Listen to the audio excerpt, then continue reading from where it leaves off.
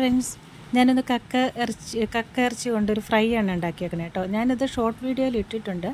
അപ്പോൾ എൻ്റെ 2-3 ഫ്രണ്ട്സ് പറഞ്ഞു അതൊരു ശരിക്കും മനസ്സിലായില്ല, അപ്പോൾ ഒരു വീഡിയോ ആയിട്ട് ഇടാമോ എന്ന് ചോദിച്ചിട്ട് രണ്ടാമത് ഞാനത് ഇടുവാണ് കേട്ടോ. അപ്പോൾ ഇതുപോലെ കക്ക ഇറച്ചി എടുത്തിട്ട് അതിൻ്റെ ഉള്ളിൽ അഴുക്കൊക്കെ കളഞ്ഞ് മറ്റേ നാരങ്ങ ഉപ്പൊക്കെ ഇട്ട് ക്ലീൻ ചെയ്ത് വെച്ചേക്കുവാണ്.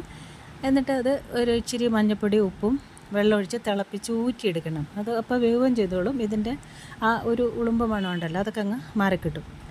അപ്പോൾ അത് വേവിക്കാൻ അടുപ്പത്ത് വെച്ചിട്ടുണ്ട്.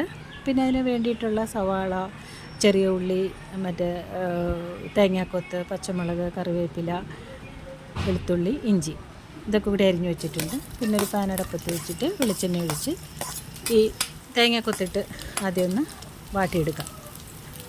വറുത്തെടുക്കണ്ട, വാട്ടിയെടുത്താൽ മതി. അതിൻ്റെ കൂടെ തന്നെ ഇഞ്ചിയും വെളുത്തുള്ളിയും കൂടി ഇട്ട് വഴറ്റിയെടുക്കുക. അപ്പോൾ എല്ലാം കൂടി വഴന്നതിന് ശേഷം കൊച്ചുള്ളിയും കൂടി ഇട്ടിട്ടുണ്ട് കേട്ടോ. അതൊന്ന് വാടിയതിന് ശേഷം നമുക്ക് സവാളയും കൂടി ഇട്ടൊന്ന് വഴറ്റിയെടുക്കാം. സവാളയും കൂടി ഇട്ട് വഴക്കണതിൻ്റെ ഇടയ്ക്ക് പച്ചമുളകും കറിവേപ്പിലയും കൂടി ഇട്ടിട്ട് ഒന്നുകൂടി വഴറ്റിയെടുക്കാം. അങ്ങനെ ഒന്ന് വഴറ്റി കഴിഞ്ഞതിന് ശേഷം നമുക്ക് പൊടികൾ ചേർക്കാം.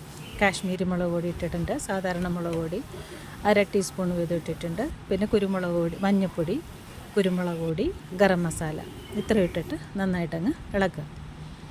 ആ പച്ചമണം മാറുന്നവരെ ഒന്ന് ഇളക്കിയെടുക്കുക. നന്നായിട്ട് ഇളക്കിയതിന് ശേഷം പച്ചമുളകും കരിവേപ്പിലയും കൂടി ഇട്ടിട്ടുണ്ട്, നന്നായിട്ട് ഇളക്കുക. പിന്നെ ഇച്ചിരി പെരുംജീരകവും കൂടി ഇട്ട് നന്നായിട്ടൊന്ന് മൂപ്പിച്ചെടുക്കുക. എന്നിട്ട് തിളപ്പിച്ച് ഊറ്റി വെച്ചിരിക്കുന്ന ഈ കക്ക ഇറച്ചിനകത്തേക്ക് ഇട്ടിട്ട് നന്നായി അങ്ങ് ഇളക്കിയെടുക്കുക. ഇളക്കി നല്ല വരട്ടിയെടുക്കുക. അല്ലെങ്കിൽ കുറച്ച് ഉപ്പും കൂടി ഇട്ടിട്ട് നന്നായിട്ട് അങ്ങോട്ട് വറുത്ത പോലെ അങ്ങ് എടുക്കുക. ഇച്ചിരി നേരം അടുപ്പത്ത് കിടക്കേണ്ടി വരും കേട്ടോ. ഏകദേശം റെഡിയായി വന്നിട്ടുണ്ട്. അപ്പോൾ കറിവേപ്പിലയും കൂടി ഇട്ട് ഒന്നും കൂടി അടച്ച് വയ്ക്കുക. അപ്പോൾ എല്ലാം അടച്ച് വയ്ക്കുമ്പോൾ ഒരു 5 മിനിറ്റ് വെന്ത് കഴിയുമ്പോഴത്തേക്കും ഈ മസാലയുടെ ഈ പച്ചമണമൊക്കെ ഒന്ന് മാറിക്കിട്ടി വരും. അപ്പോൾ ഏകദേശം കക്ക ഇറച്ചിയുടെ റെഡി ആയിട്ടുണ്ട്. ഫ്രൈ വേണമെങ്കിൽ നല്ല വറുത്ത് കടുകടാന്ന് പോലെ ആക്കിയെടുക്കാം. ഇല്ലെങ്കിൽ ഒരു ഇത്തിരി ഇതുപോലെ കുഴഞ്ഞ രൂപത്തിലെടുക്കുക. കുറച്ച് വെളിച്ചെണ്ണയും കൂടി ഒഴിച്ച് നന്നായിട്ട് അങ്ങ് ഇളക്കി വരട്ടി അങ്ങ് എടുക്കുക. അപ്പോൾ കക്ക ഫ്രൈ ശരിയായിട്ടുണ്ട്.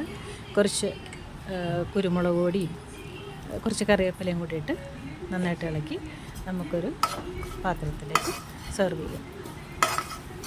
നല്ല അടിപൊളി, നല്ല ടേസ്റ്റി ആയിട്ടുള്ള കക്ക ഇറച്ചിയുടെ ഫ്രൈ ആണ് കേട്ടോ. അപ്പോൾ ഒരു പ്ലേറ്റിലേക്ക് നമുക്ക് ഇതിടാം. നല്ല ടേസ്റ്റി ആയിട്ടുള്ളൊരു ഫ്രൈ ആണ് കക്ക ഇറച്ചി.